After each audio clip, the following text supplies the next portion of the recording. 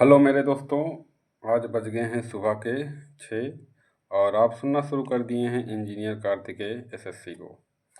तो आज ये आर्टिकल 68 तक शायद हो गया था। आज हम 69 से स्टार्ट करने वाले हैं, जिसमें हमारा पार्लियामेंट आपको पढ़ेंगे। अब पढ़ने वाले हैं पार्लियामेंट। और आज का जो मोटिवेशन कोड है वो भुला गए हैं, आज कल बताएंगे। चलो अच्छा से बता ही देते हैं। आज का जो मोटिवेशनल कोड है कि ज़िंदगी झंड है फिर भी घमंड है। अगर ज़िंदगी झंड है तो फिर भी घमंड है, और जिसको घमंड है उसकी भी ज़िंदगी झंड है। समझ रहे हो ना, ये द्वैती प्रकृति का वो है। इधर भी जाओ तब भी, उधर भी जाओ तब भी, मारे जाओगे दोनों तरफ से। कहने का मतलब, अगर ज़िंदगी झंड है तब भी घमंड है, तब भी कोई दिक्कत नहीं, वही प्रॉब्लम है। अगर घमंड भी पहले है उसके बाद ज़िंदगी झंड है तब भी वही प्रॉब्लम है। चलो आज स्टार्ट करते हैं। ये हमारा संसद स्टार्ट होता है तो आर्टिकल 79 में हमारा संसद है। संसद का मतलब जानते ही हो आप लोग, संसद का गठन कैसे हुआ है। आपको पता ही है कि लोकसभा और राज्यसभा के द्वारा दो सदन होते हैं, जिसको राज्यसभा को उच्च सदन और लोकसभा को निम्न सदन कहते हैं। सबसे पहले ये आप याद रखिएगा, राज्यसभा को क्या कहेंगे? राज्यसभा को क्या कहेंगे? उच्च सदन, क्योंकि वो कभी भी ख़त्म नहीं होती है, वो हमेशा बरकरार ही रहती है। लेकिन लोकसभा क्या होती है, ख़त्म हो जाती है, इसलिए उसको निम्न सदन कहते हैं। तो आर्टिकल 79 में क्या है? संसद। याद रहेगा ना? चलो आगे बढ़ते हैं। संसद क्या रहेगा? 79 में संसद रहेगा। चलो थोड़ा सा इसको पढ़ लेते हैं, डिटेल नॉलेज ले लेते हैं। संघ के लिए एक संसद होगी जिसमें राष्ट्रपति और दो सदन होंगे, जिन्हें क्रमशः राज्यों की परिषद, राज्यसभा और दो लोगों के सदन लोकसभा के रूप में जाना जाएगा। याद रहेगा ना? बिल्कुल याद रहेगा। रट्टा मारो 79, रट्टा मारो भन्न से। चलो देखो, राष्ट्रपति, राज्यसभा, लोकसभा। तो अगर आपसे पूछा जाए कि राज्यसभा बड़ा है कि लोकसभा, तो राज्यसभा बड़ा होगा। लेकिन हम लोग देखते हैं कि राज्यसभा में कुछ ऐसे व्यक्ति होते हैं जो लगभग मनोनीत वाले अधिकतर होते हैं, और लोकसभा में देखा जाए तो उसमें इलेक्टेड वाले ज़्यादा होते हैं। इलेक्टेड वाले का मतलब क्या है? राज्यसभा देखा जाए तो सब मनोनीत ही वाले होते हैं, और कुछ होते हैं जिन्हें इलेक्टेड होते हैं लोकसभा या अन्य विधायक होते हैं, उनको भी राज्यसभा में किसी विशेष पद पर रखा जाता है, मतलब जो उत्कृष्ट उस पर होते हैं।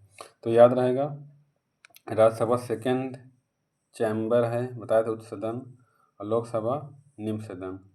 अब फर्स्ट चैम्बर सेकंड चैम्बर की बात होगी तो जान ही रहे हो, ये सेकंड चैम्बर दे रहा है, ये फर्स्ट चैम्बर। अब देखो, फर्स्ट चैम्बर से आप लोगों के लोकसभा बड़ा है नहीं, हाउस ऑफ पीपल इसको बोलते हैं। लोकसभा क्या बोलते हैं? House of people. इसको क्या बोलते हैं? Council of state. और ये ओल्डर है, हाउस टू ओल्डर है। अब इसको थोड़ा सा देख लेते हैं कि हमारा जो राष्ट्रपति का जो वो है, क्या है? राष्ट्रपति का जो संसद का अभिन्न अंग है। राष्ट्रपति कौन है? संसद का अभिन्न अंग है, जिसकी सहमति के बिना कोई बिल पास या एक्ट कोई भी कुछ कर नहीं सकता है। समझ रहे हो ना? राष्ट्रपति की साइन के बिना कुछ नहीं होने वाला। 1954 में हिंदी का नाम लोकसभा, राज्यसभा। 1954 में हिंदी नाम, 1957 में हिंदी नाम लोकसभा, राज्यसभा। कुल मिला कहने का मतलब ये है कि 1954 में लोकसभा राज्यसभा हिंदी में बताया गया था कि इसका नाम फर्स्ट चैम्बर ये लोकसभा होगा और सेकंड चैम्बर राज्यसभा होगा। राज्यसभा का भी भंग नहीं होगा। हर कितने, अब कमेंट बॉक्स में बताइए, कितने वर्ष में 1/3 की 2/3 लोगों को शायद हटाया जाता है? कितने? अब ये भी कमेंट बता, कितने प्रतिशत हटाया जाता है और कितने साल में हटाया जाता है, ये दोनों आप बताइए। तो पहली बैठक लोकसभा कब हुई थी? 17 अप्रैल 1952। राज्यसभा की पहली बैठक कब हुई थी? 13 मई 1952। चलो आगे आइए, आर्टिकल आ गया 80। अभी सब मोदी जी चल रहे हैं। राज्य की परिषद की संरचना याद रहेगा, मतलब वो 79 में लोकसभा का मतलब संसद, सीधे बोलो। 79 में संसद, 80 में राज्यसभा। चलो 11A 1B, 12 सदस्यों को राष्ट्रपति द्वारा नामित किया जाएगा। राज्यों के केंद्र शासित प्रदेश में 238 से अधिक प्रतिनिधित्व नहीं होंगे। किसमें नहीं होंगे? राज्य या केंद्र शासित प्रदेशों के, ठीक है ना। चलो इसको पढ़ते हैं। राज्यों के प्रतिनिधियों द्वारा भरी जाने वाली राज्यों की परिषद में सीटों का आवंटन चौथी अनुसूची के प्रावधानों द्वारा होगा। याद रहेगा ना। 80 में क्या हुआ? राज्यसभा। 79 में सांसद। चलो आगे बढ़ते हैं। खंड 1 के उपखंड ए के तहत राष्ट्रपति द्वारा नामित किए जाने वाले सदस्यों में साहित्य, विज्ञान, कला, समाज सेवा में विशेष ज्ञान या व्यवहारिक अनुभव रखने वाले व्यक्ति को शामिल किया जाए। किसमें जाएंगे? राज्यसभा में। किसके लिए? राष्ट्रपति द्वारा मनोनीत होंगे। किसके द्वारा मनोनीत होंगे? राष्ट्रपति के द्वारा मनोनीत होंगे। याद रहेगा ना। चलो आगे बढ़ते हैं। राष्ट्रपति के द्वारा ये मनोनीत होंगे। राज्यसभा में चौथा पॉइंट है, राज्यसभा में प्रत्येक राज्य के प्रतिनिधियों का चुनाव विधानसभा के निर्वाचित सदस्यों द्वारा एकल संक्रमणीय मत। राष्ट्रपति का चुनाव भी किसके द्वारा होता था? एकल संक्रमणीय माध्यम से अनुपातिक प्रतिनिधि के साथ किया जाएगा। राज्यसभा के प्रत्येक सदस्य के प्रतिनिधियों का चुनाव, देखो बताए थे ना कि राज्यसभा में कुछ इलेक्टेड भी होते हैं, ऐसी बात नहीं कि सबको मनोनीत किया जाता है। और किसकी विधि द्वारा? इलेक्टेड द्वारा। कुछ पार्ट केवल मनोनीत किए जाते हैं, बाकी अधिकतर पार्ट इसमें भी सिलेक्टेड होते हैं। वो भी किसके द्वारा? जनता द्वारा या लोगों के द्वारा? ये कमेंट बॉक्स में बताइए कि राज्यसभा के जो सदस्य चुने जाते हैं वो जनता द्वारा चुने जाते हैं, मतलब डायरेक्ट या इनडायरेक्ट। ये कमेंट बॉक्स में बताइए, और नहीं है तो याद करके बताइए हमें कमेंट बॉक्स में। राज्यसभा में केंद्र शासित प्रदेश के प्रतिनिधि को उस तरीके से चुना जाएगा जैसा संसद द्वारा कानून निर्धारण किया जाएगा। समझ में आ गया। चलो, अधिकतम राज्यसभा में कितने लोग रहेंगे? किनकी सीटें क्या हैं बताओ? 250 बताए थे ना। कितने हैं? 250। मनोनीत कितने जाएंगे? 12। चयनित कितने होंगे? 238। आप क्लियर हुआ ना कि राज्यसभा में कुल सीटें कितनी हैं? 250। मनोनीत कितने किए जाएंगे? 12। चयनित कितने हैं? 238। 238 कहाँ से किए जाएंगे? राज्य से और केंद्र शासित प्रदेश से। और 28 राज्य से कितने संख्या है जो चयनित किए जाएंगे? 229। बाकी केंद्र शासित प्रदेश और दिल्ली और पांडुचेरी से 9। समझ में आ रहा है। राष्ट्रपति किस फील्ड में लोगों को जो मनोनीत करता है उसका क्या? लिटरेचर, साहित्य हो गया, विज्ञान हो गया, कला होगा, सोशल सर्विस होगा। जैसे मदर टेरेसा ने समाज सेविका थी, अगर होती तो यहाँ पर राज्यसभा में आ जाती आज, लेकिन उस समय लोगों ने उन्हें नोबेल प्राइज़ देकर भगा दिया, क्योंकि इंडिया में थी नहीं, वो बाद में आई थी, आयरिश महिला थी ना। तो 2 केंद्र शासित प्रदेश और 9 दिल्ली पांडुचेरी। यहाँ पर तुम्हारा राज्य हो गया। अब एक बार याद रखना कि 238 इलेक्टेड होते हैं। कितने होते हैं? 238। 12 मनोनीत। टोटल संख्या कितना है? 250। और राष्ट्रपति किसको? कला के क्षेत्र में, विज्ञान के क्षेत्र में, आर्ट के क्षेत्र में, समाज सेवा, ये सब देखते हो। देखो साहित्य भी पढ़ते हो, कवि ववि के बारे में पढ़ते हो ना, वो साहित्य ही तो है। साइंस पढ़ते ही हो, हाई स्कूल में साइंस, इंटर में साइंस। कला 9th में कला लेने के बाद सब भूल जाता है, कोई कला वाला लेता है नहीं। सोशल सर्विस जान ही रहे हो, आजकल सोशल सर्विस के नाम पर केवल इलेक्शन हो रहे हैं, अपने आप को समाज सेवक बताते हैं और 1% नॉलेज नहीं होता है। खुद समाज का पूरा वो लेते हैं। वर्तमान में कितनी संख्या है? 245। वर्तमान में इनकी संख्या कितनी है? 245। चयनित कितने? 238। 12 मनोनीत, टोटल 250। 250 में वर्तमान कितने हैं? 245 इस समय हैं। समझ रहे हो ना। बाकी हमारी सिस्टम क्या है कि 250 हैं, 12 मनोनीत, 238 क्या होंगे? सिलेक्ट, उनका चुनाव होगा। चलो, राज्यसभा सदस्यों का चुनाव करेगा। राज्यसभा सदस्यों का चुनाव ये कहाँ से ग्रहण किया गया है? बहुत इंपॉर्टेंट भैया, दक्षिण अफ्रीका से किया गया। राज्यसभा सदस्यों का नामांकन ये कहाँ से लिया गया? आयरलैंड से लिया गया। राज्यसभा की पहली बैठक बताइए, राज्यसभा की पहली बैठक कब हुई थी? राज्यसभा की पहली जो बैठक हुई थी वो कब हुई थी? 17 अप्रैल 1952। और लोकसभा की बता दो भैया, 13 मई 1952। तो राज्यसभा और लोकसभा दोनों की बैठक कब हुई थी? 1900 किस में हुई थी? 1952 में दोनों हुई थी, लेकिन 17 अप्रैल, अब कैसे याद करोगे यार? 17 अप्रैल, अभी अप्रैल तो बीता था 17 अप्रैल को याद कर लो।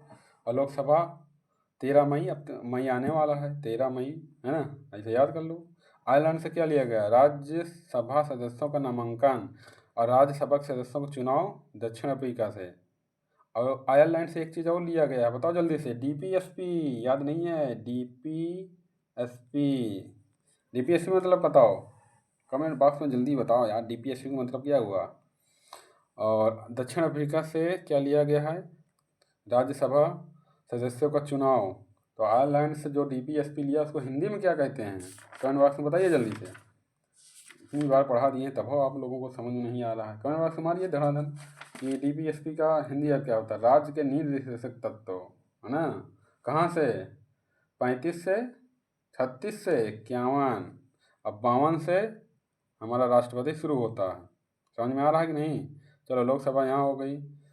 इंडिया 533 लोकसभा पार्लियामेंट कॉन्स्टिट्यूशन, सबसे ज़्यादा संख्या, ये याद रखो, यूपी में का बा। तो यूपी में बताइए 80 सीटें सबसे ज़्यादा हैं। समझ में आ रहा है ना? सबसे ज़्यादा सीटें कहाँ पर है? यूपी में। उसके बाद महाराष्ट्र, उसके बाद वेस्ट बंगाल, उसके बाद बिहार, उसके बाद तमिलनाडु। बस तमिलनाडु तक याद रखो बस। ज़्यादा नहीं, केवल तमिलनाडु। और सबसे कम दिल्ली। बाकी और सब उससे भी कम है यार, एक वाले। सिक्किम में एक है, लद्दाख में एक है, यही तरह ढेर सारे एक वाले भी हैं। तो बस तुम 80, 48, 42, 40, 39 ये याद रखो। ये किसकी सीटें हैं बताओ? लोकसभा की। याद रहेगा ना? 80 सबसे ज़्यादा किस में है?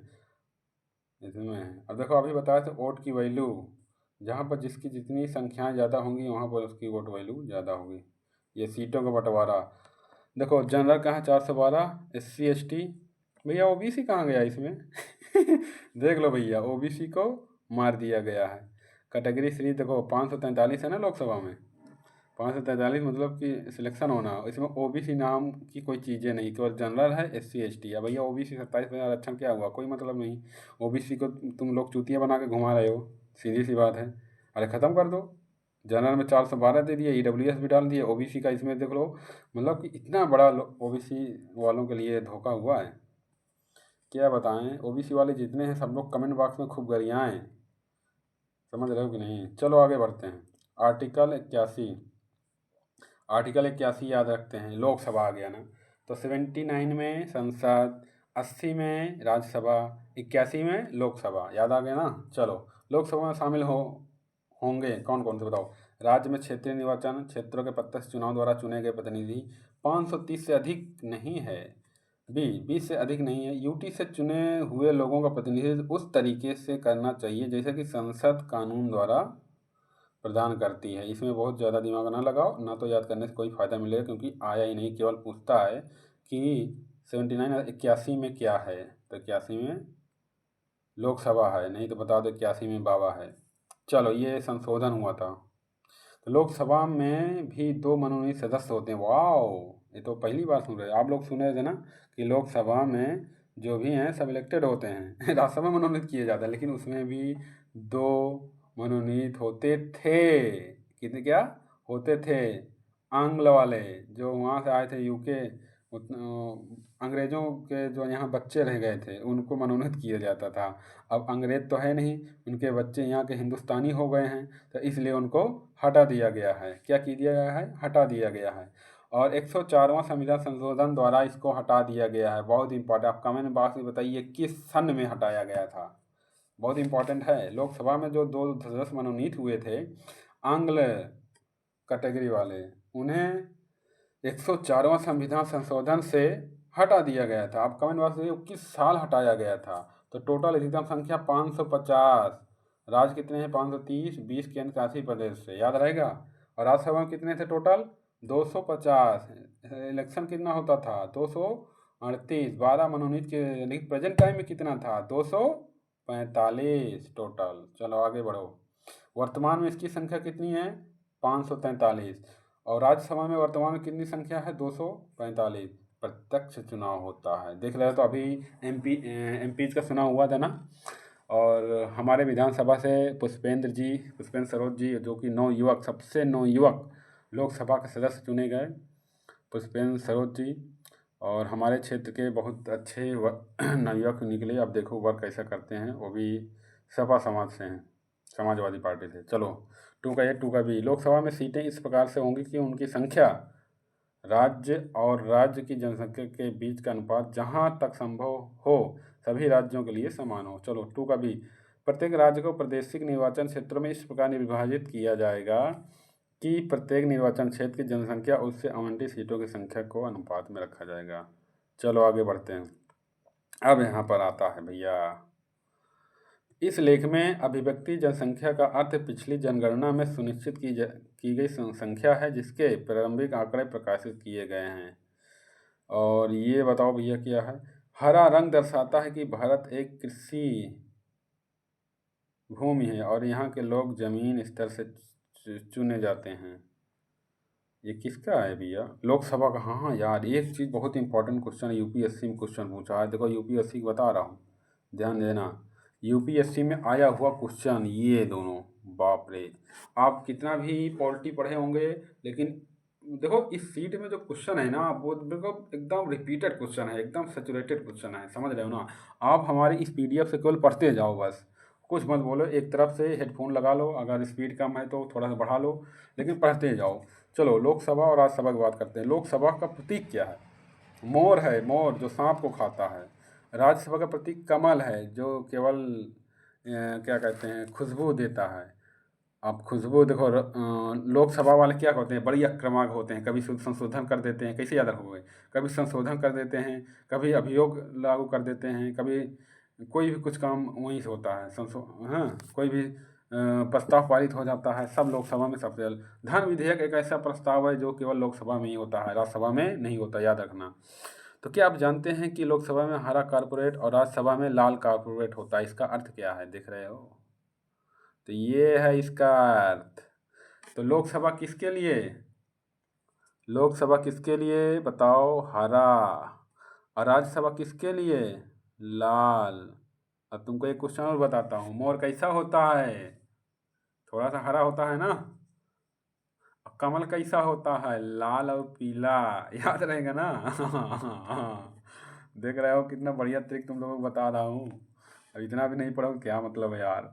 बताओ मोर कैसा होता है? हल्का सा कैसा होता है, हरा होता है ना। और खाता है क्या? सांप। राज्यसभा कमल से वो किया गया है, लेकिन कमल कैसा होता है? लाल।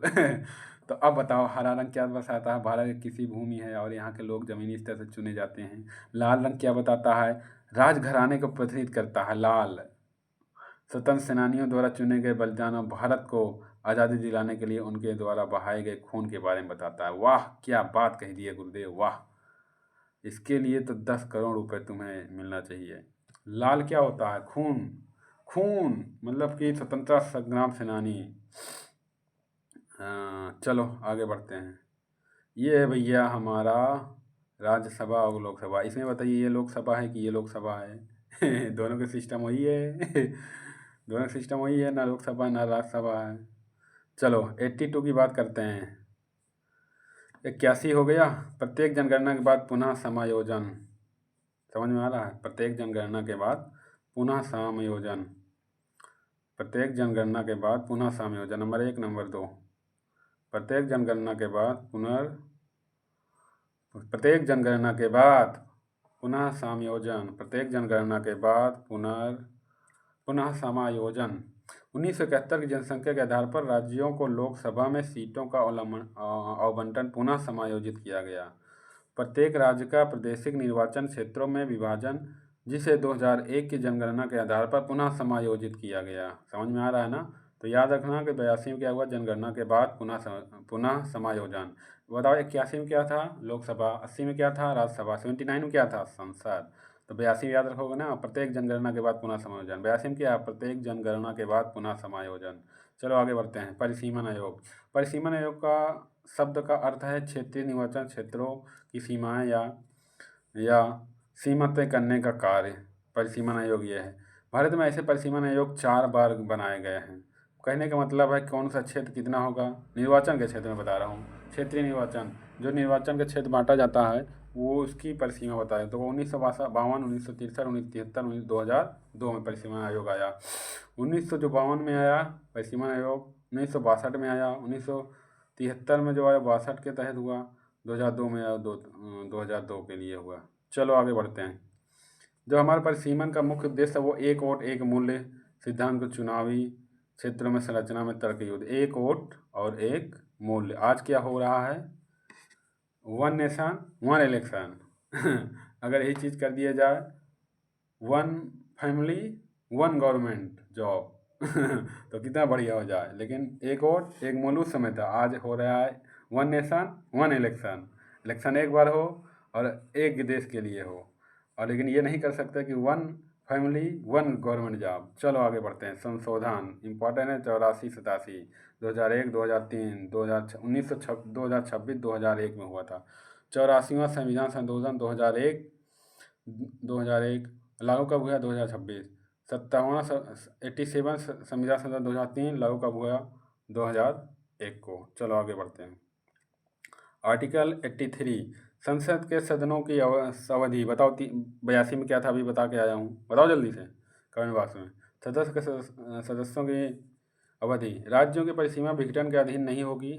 नंबर 1, राज्यों की परिषद विघटन की अधीन नहीं होगी, लेकिन संभव है उसके 1/3 सदस्य दूसरे वर्ष की समाप्ति पर यथाशीघ्र सेवानिवृत्त हो जाएं। प्रत्येक सदस्य का कार्यकाल कितने वर्ष के लिए होता है, 6 वर्ष के लिए होता है। 6 वर्ष किसके लिए होता है, राज्यसभा के लिए होता है, ध्यान देना। लोकसभा जब तक शीघ्र भंग न हो जाए, अन्यथा इसकी पहली बैठक के लिए नियुक्ति तारीख में 5 साल तक जारी रहेगी। लोकसभा 5 साल तक, राज्यसभा के सदस्यों का कार्यकाल 6 वर्ष होता है। 6 वर्ष के बाद भैया हटाए जाएंगे, ठीक है ना। चलो आगे बढ़ते हैं। लोकसभा की अवधि को एक समय में 1 वर्ष के लिए बढ़ाया जा सकता है आपातकालीन स्थिति में, याद रखोगे ना। लोकसभा की जो है वो किस में है, ये सब 83 में है। 83 में पूछा जाए कि आपातकालीन स्थिति में लोकसभा की संख्या मतलब जो अवधि है वो 1 साल के लिए बढ़ाई जा सकती है। 84 में आ जाइए। 84 में क्या है, संसद की सदस्य की योग्यताएं बताओ। राष्ट्रपति की योग्यता किसमें थी, उपराष्ट्रपति की योग्यता किसमें थी, याद रखो, ये बताओ। राष्ट्रपति की योग्यता का नी को का दुयो आ गया योग्यता। ये 52 था, ये 53 54 55 56 57 58 में योग्यता थी किसकी, राष्ट्रपति की। अब कमेंट बॉक्स में बताइए कि उपराष्ट्रपति की योग्यता किस अनुच्छेद में थी। अगर आर्टिकल 84 में संसद की सदस्य की योग्यता है, यानी राज्यसभा लोकसभा की योग्यताएं हैं, तो आप बताइए उपराष्ट्रपति की योग्यता किस अनुच्छेद में है। चलो, कोई व्यक्ति संसद में सीट भरने के लिए चुने जाने के लिए तब तक योग्य नहीं होगा जब तक कि वह भारत का नागरिक हो। राज्यसभा के लिए 30 वर्ष पार चुका, और लोकसभा के लिए 25 वर्ष से कम आयु नहीं होना चाहिए, और राष्ट्रपति के लिए 35 वर्ष, उपराष्ट्रपति के लिए 35 वर्ष। और ये बताइए कि वोट देने के लिए कितने वर्ष होना चाहिए, 18 वर्ष। राघव चड्ढा राज्यसभा के सबसे कम उम्र के सदस्य। अगर पूछा जाए कि विधायक सबसे लोकसभा का ये, अब ये लोकसभा सबसे कम उम्र के बता रहे हैं, लेकिन हमें तो लगता है कि कुछ और गड़बड़ी है। इंदिरानी मुर्मू लोकसभा की सबसे कम युवा सदस्य, इंदिरानी मुर्मू। चलो कोई बात नहीं, 85 आ जाओ। 84 याद रहेगा ना योग्यता किसके, संसद सदस्यों की। 85 बताओ। संसद का सत्र 17वां आसान और विघटन। नंबर 1, संसद का सत्र 17वां तो विघटन। राष्ट्रपति का समय पर कर सकते हैं। संसदों या किसी भी सदन का छात्रावास लोकसभा को भी भंग कर दें, ठीक है ना। 85 याद रहेगा, 84 भी याद रहेगा लोकसभा योग्यताएं। चलो आगे बढ़ते हैं। बजट सत्र, मानसून सत्र, शीतकालीन, ये बढ़िया इंपॉर्टेंट है भाई, कई बार पूछा है। बजट सत्र स्टार्टिंग में, मानसून सत्र जुलाई में, और शीतकाल दिसंबर में। आप कैसे याद रखोगे, ठंडी कब लगती है, ठंडी कब लगती है, दिसंबर में, तो शीतकालीन हो गया दिसंबर में। बारिश कब होती है, जुलाई और अगस्त में, जब धान की खेती होती है। बजट सत्र कब स्टार्ट होता है, स्टार्टिंग में, फरवरी और अप्रैल में। समझ में आ गया ना। शीतकालीन दिसंबर, मानसून जुलाई अगस्त, बजट सत्र कब होता है, शुद्ध निहाती सवाल है। 2 सत्रों के बीच 6 महीने से अधिक का अंतर नहीं होगा। वाह बहुत बढ़िया, 2 सत्रों के बीच 6 महीने से अधिक अंतर नहीं होगा। चलो आओ। सत्र बुलाना असम की घोषणा कौन करेगा? कौन सत्र बुलाएगा बताओ भैया? शीतकालीन सत्र कब बुलाएगा? दिसंबर में। और कौन बुलाएगा? राष्ट्रपति। मानसून कब बुलाएगा? जुलाई और अगस्त में। और फरवरी और मार्च अप्रैल में क्या बुलाएगा? सत्र, बजट। चलो, स्थगन। सदन का मीठा पीठाधीश अधिकारी कौन है? बैठक का समापन। और सदन का समापन, प्रश्नकाल, शून्यकाल। ये टाइम है भैया। प्रश्नकाल क्या होगा? दोपहरिया में। शून्यकाल क्या होगा? 12 से 1 PM। पहला घंटा, दिन का एजेंडा तय है, शून्यकाल। और लोकसभा का समापन, ये पहले ये याद रखो। इसमें से सबसे पहले तुम ये याद रखो कि पहला घंटा प्रश्नकाल होता है, उसके बाद शून्यकाल का। 11 AM से 12 PM तक प्रश्नकाल चलेगा और 12 से 1 PM शून्यकाल का। ये किसमें है? 85 में है ये सब याद रखो। लोकसभा का समापन हो गया और सदन का समापन हो गया, बैठक का समापन हो गया, सदन का पीठाधीश स्थगन, सत्र बुलाएगा कौन? राष्ट्रपति। तो 86 में क्या है? 86 में क्या भैया? सदनों को संबोधित करने और संदेश भेजने का राष्ट्रपति अधिकार है। सदनों को संबोधित करेगा और भेजेगा, वो राष्ट्रपति का अधिकार है। चलो आगे बढ़ते हैं। राष्ट्रपति संसद के किसी भी सदन को या एक साथ दोनों सदनों को संबोधित कर सकते हैं और उस प्रयोजन के लिए सदस्यों की उपस्थिति की आवश्यकता होती है। दूसरा क्या है? राष्ट्रपति संसद के किसी भी सदन को संदेश भेज सकते हैं, चाहे वह संसद में लंबित किसी विधि के संबंध में हो या ना हो। समझ में आ रहा है कि राष्ट्रपति संसद के किसी भी सदन को एक साथ दोनों सदनों को संबोधित कर सकते हैं। जान ही रहे हो भैया। चल, तू भी आ, आके बैठे यहाँ, समझाते हैं दोनों को। वही हाल है। राष्ट्रपति संसद के किसी भी सदस्य को संदेश भी भेज सकता है, चाहे वह संसद को लंबित भी कर सकते। चलो आगे बढ़ते हैं। ये देखो, कुछ समझ में आ रहा है? कुछ समझ में आ रहा है? कुछ समझ में आ रहा है? ओम बिरला साहब को देखो, इधर धनखड़ साहब को देखो, मुर्मू को देखो। ये यहाँ तन के खड़े हो गए, ये यहाँ तन के खड़े हो गए, बाकी ये दोनों आपस में तन के खड़े हो गए। चलो आगे बढ़ो। 87 क्या है? राष्ट्रपति का विशेष संबोधन, मोशन ऑफ थैंक्स। तो लोकसभा के प्रत्येक आम चुनाव के बाद प्रत्येक वर्ष के पहले सत्र की शुरुआत पर राष्ट्रपति संसद के दोनों सदनों को एक साथ संबोधित करेंगे और संसद को इसके आह्वान के बारे में सूचित करेंगे। ठीक है ना? ठीक है ना? चलो आगे बढ़ते हैं। ऐसे संबोधन में संदर्भित मामलों पर चर्चा के लिए समय के आवंटन के लिए किसी भी सदन की प्रक्रिया को विनियमित करने वाले नियमों का प्रावधान करेंगे। कितना बढ़िया है, देख रहे हो ना? 87 में दोनों याद रखना भैया। मोशन ऑफ थैंक्स याद रखना, राष्ट्रपति का विशेष संबोधन याद रहेगा ना? Motion of thanks. चलो आगे बढ़ते हैं। राष्ट्रपति का विशेष प्रमोदन। तो 88 में क्या है? संसदों के संबंध में मंत्री और न्यायवादी के अधिकार। बहुत बढ़िया। संसदों के संबंध में मंत्री और महान्यायवादी किस आर्टिकल में था? बताओ, क्या 76 में था? अगर 76 तो महान्यायवादी था या जनरल अटॉर्नी था, या तो 161 में क्या था? याद आ रहा है? और 72 में क्या था? और 148 में क्या था? याद रखो। इसमें CAG राष्ट्रपति का क्षमादान, जनरल अटॉर्नी, और 168 राज्यपाल का क्षमादान 161 में। चलो 88 पढ़ते हैं। ये हो गया ना कि सदनों के संबंध में मंत्री और महान्यायवादी के अधिकार। सदनों के संबंध में मंत्रियों और महान्यायवादी के अधिकार किसी भी सदन में बोल सकते हैं, लेकिन मतदान नहीं कर सकते हैं। सदन के संबंध में मंत्री और महान्यायवादी के अधिकार, मतलब कहने का मतलब क्या है? जो महान्यायवादी है, जानी रहा 76 में है, जनरल अटॉर्नी, इसे मनोनीत किया जाता है। कौन मनोनीत करता है? राष्ट्रपति करता है। तो इसलिए भैया मतदान कहाँ से करेगा? बोल देगा थोड़ा बहुत। संसद के अधिकारी। 89 राज्यों के परिषद के अध्यक्ष और उपाध्यक्ष। राज्यों के परिषद अध्यक्ष और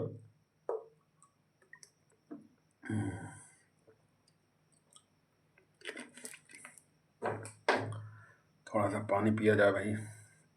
राज्यों के परिषद के अध्यक्ष और उपाध्यक्ष। चलो आगे बढ़ते हैं। तो 89 याद रहेगा। 89 याद रहेगा तो 89 में अब जो चीज़ें हैं मेन चीज़ें बताता हूँ। चलो 89 में क्या है, उपराष्ट्रपति राज्यसभा का सभापति होता है। अब बताइए ये किस में आया था, 63 में आया था कि 64 में आया था? जल्दी कमेंट बॉक्स में बताइए कि उपराष्ट्रपति राज्यसभा का सभापति होता है। जल्दी बताइए कमेंट बॉक्स में कि जो ये थे, समझ रहे हो ना, राष्ट्रपति थे, ये किस में आए थे, 63 या 64 या 65? बताइए जल्दी से। तो ये जो आए थे हमारे, ये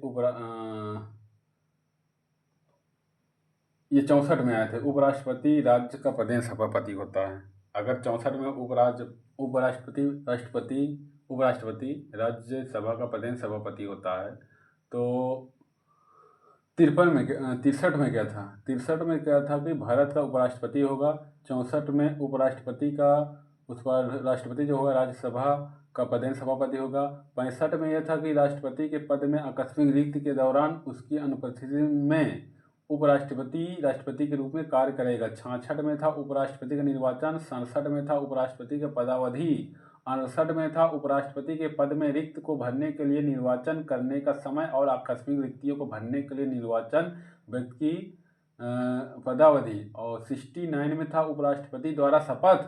70 में था अन्य आकस्मिकताओं में राष्ट्रपति की कृतियों का निर्वहन। और 71 में था राष्ट्रपति या उपराष्ट्रपति के निर्वाचन से संबंधित जो सतर्क विषय वो सुप्रीम कोर्ट करेगा। 72 में क्षमादान किसका, राष्ट्रपति का।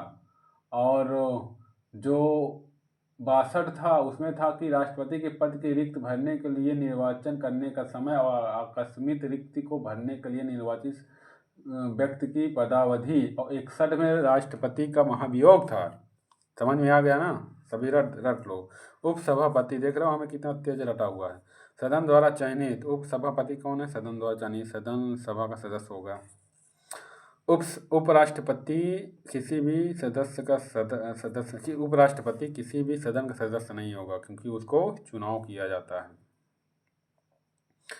चलो 90 में आ जाओ।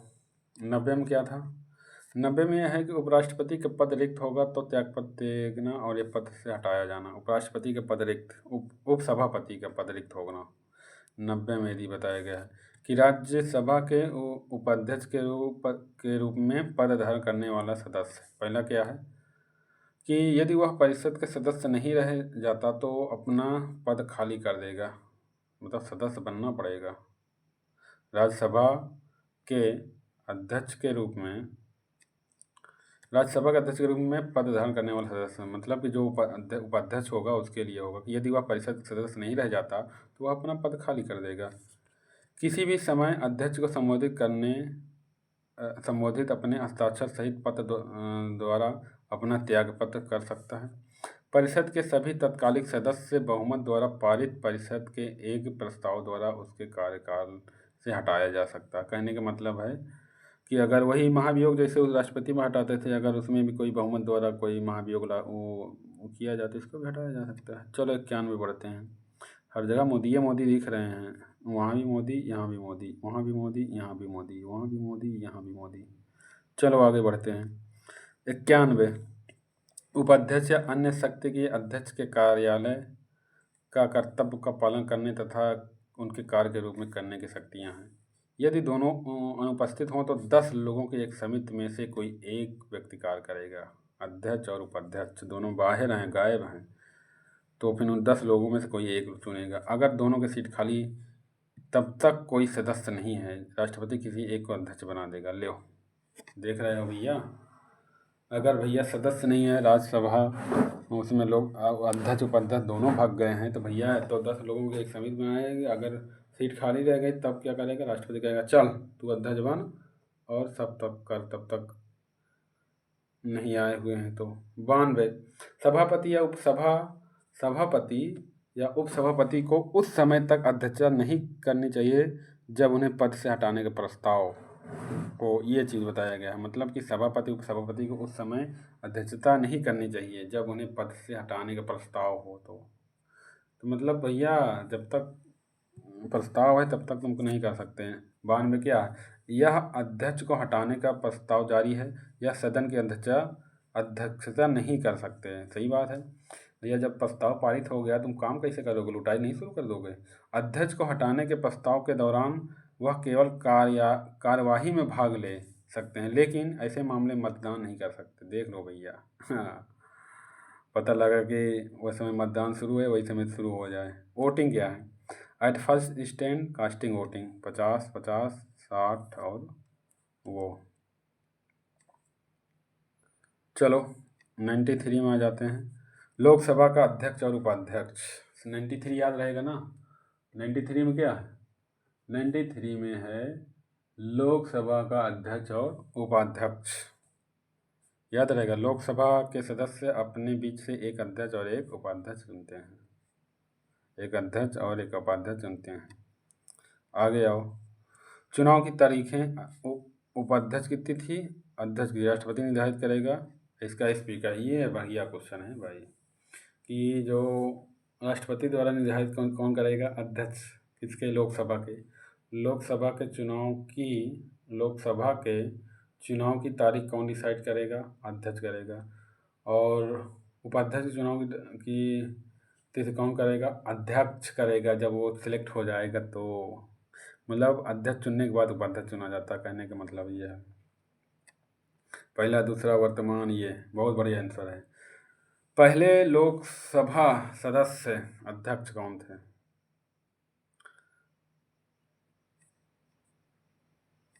सबसे पहले लोकसभा अध्यक्ष कौन थे बताइए। पहले लोकसभा अध्यक्ष गणेश वासुदेव, और महिला कौन अध्यक्ष थी, मीरा कुमार। वर्तमान में बिरला साहब, पता नहीं कितने साल से पड़ा हुआ है बिरला बिल बना के। पहले उपाध्यक्ष कौन थे, मदभूषी अनंत सैनम अयंगर। तो बिरला साहब कब तक करेंगे अध्यक्षता कोई पता नहीं है, जब तक बीजेपी रहेगी तब तक बिरला बिल में घुसे रहेंगे और वहाँ से कोई निकाल नहीं सकता। तो ये याद रखना, मीरा कुमार पहली महिला अध्यक्ष थी। और गणेश साहब, गणेश वासुदेव, गणेश भी हैं, वासुदेव, वासुदेव किसका नाम था बताइए, हिंदी पढ़े हो तो। वासुदेव किसको कहते हैं, कृष्ण को, कृष्ण कहते हैं। चलो आगे बढ़ते हैं। 94 क्या था, अध्यक्ष और उपाध्यक्ष का पद रिक्त होना, त्याग पत्र देना और पद से हटाना। अब देखो, अध्यक्ष किसको देगा, उपाध्यक्ष को। उपाध्यक्ष किसको देगा, उपाध्यक्ष किसको देगा, अध्यक्ष को। राष्ट्रपति किसको देगा, उपराष्ट्रपति को। उपराष्ट्रपति किसको देगा, राष्ट्रपति को। सुप्रीम कोर्ट का मुख्य न्यायाधीश किसको देगा, राष्ट्रपति को। अब ये बताओ, त्यागपत्र जो प्रधानमंत्री होता है वो किसको देता है, कमेंट बॉक्स में बताइए जल्दी। भाई लोकसभा के अध्यक्ष उपाध्यक्ष देगा, उपाध्यक्ष अध्यक्ष को देगा, लेकिन जो अध्यक्ष की इलेक्शन की डेट फिक्स करेगा वो राष्ट्रपति करेगा, उपाध्यक्ष की डेट जो फिक्स करेगा वो अध्यक्ष करेगा। चलो आगे बढ़ते हैं। यदि वह लोकसभा का सदस्य नहीं रहता है तो वह अपना पद खाली कर देगा।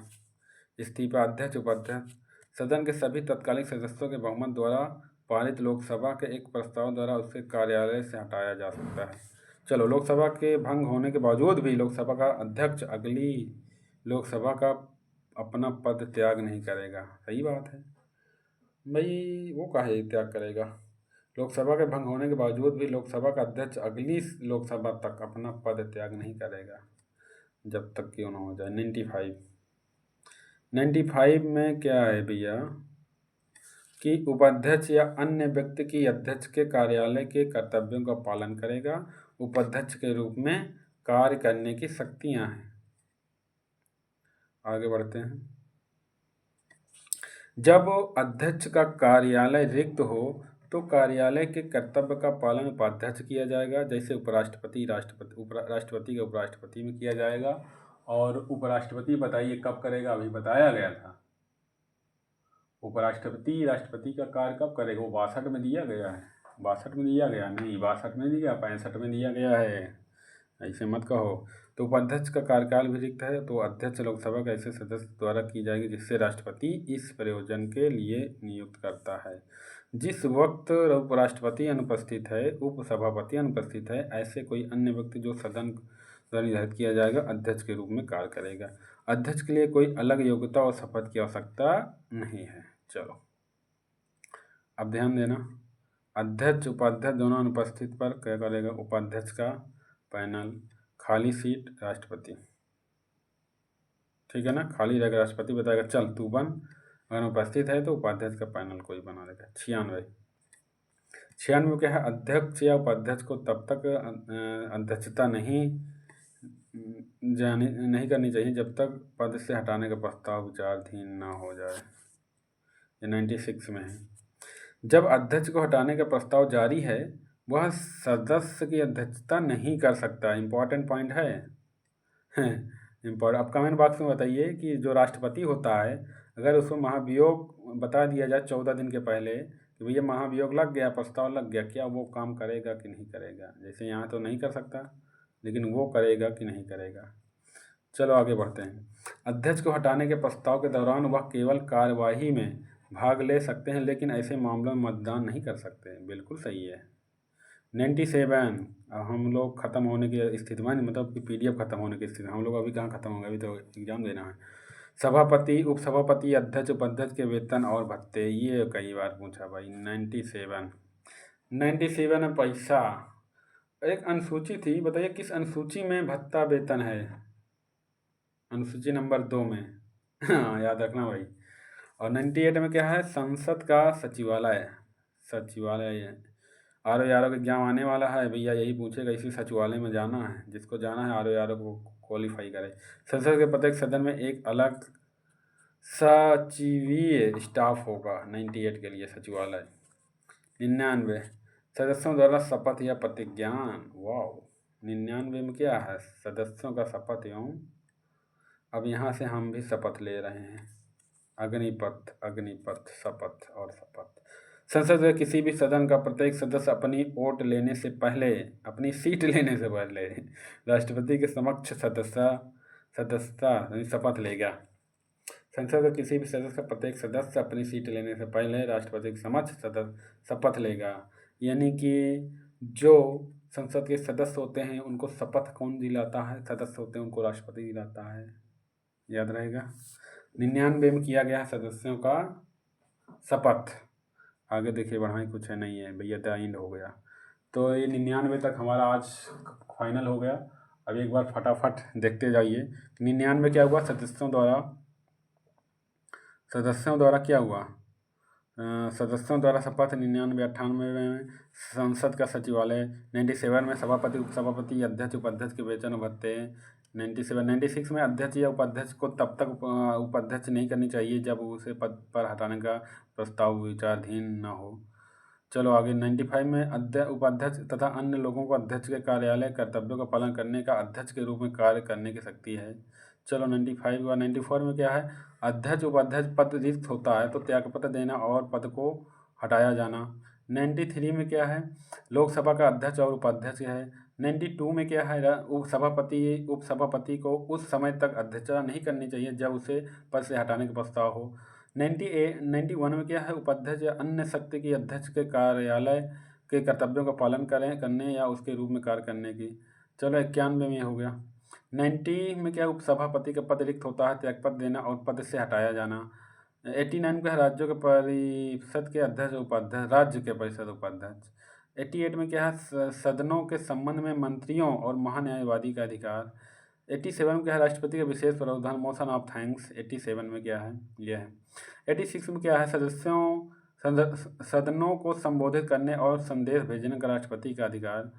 और भैया मानसून, शीत, बजट, ये सब देख ही रहे हो। 85 में क्या है, संसद के सत्र, छात्रावास और विघटन। चलो द्रौपदी मुर्मू। आगे बढ़ते हैं। 84 में क्या है, संसद की अध्यक्षता के लिए योग्यता। आगे बढ़ते हैं। 83 में क्या है, संसद के सदस्यों की अवधि। आगे बढ़िए 82 में क्या है, प्रत्येक जनगणना के बाद पुनः समायोजन। और लाल पीला नीला बता ही दिए थे, इसको याद ही रहोगे। आगे बढ़ो। 81 में क्या है, लोकसभा की संरचना। 80 में क्या है, राज्यसभा। 80 में क्या है, राज्यसभा, कहाँ गया राज्यसभा। 80 में क्या है, राज्यों की परिषद की अध्यक्षता। और 79 में क्या है, संसद।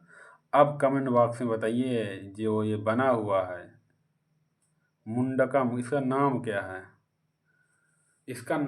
है, इसका मोदी जी ने इसका उद्घाटन कब किया और ये कहाँ बना हुआ है। तो यहीं पर हम दी इंड करते हैं, इंड। और आप लोग इसको पहले शेयर करो, लाइक करो, सब्सक्राइब करो, कमेंट करो, तब हमें मोटिवेशन मिलेगा। और आप लोगों को अगर इससे थोड़ा भी समझ में आए, थोड़ी भी जो एरर हो रही हो या और कोई चीज़ें दिक्कत हो, तो आप कमेंट बॉक्स में कमेंट करें और मैं उसका सलूशन दूंगा। तो कोई बात नहीं, चलते हैं। हर हर महादेव। मस्त रहो, खाओ पियो, मौज